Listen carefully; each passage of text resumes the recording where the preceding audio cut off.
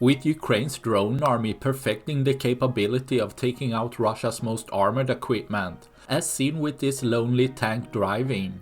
With a surveillance drone spotting the tank and giving away the position, a FPV drone circles over and strikes the tank from the back, penetrating into the tank and damaging the engine, causing the tank to get immobilized and catching fire, resulting in the crew abandoning the tank, leaving the hatches open.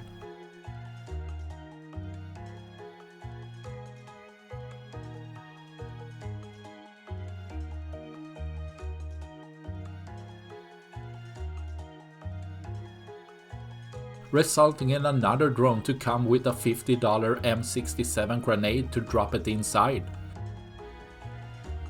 causing an ammunition cook-off in the tank, turning it into scrap metal, destroying another of Russia's tanks, leaving one less for tomorrow.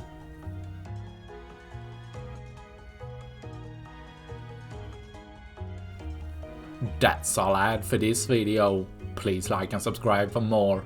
Thanks for watching. Bye.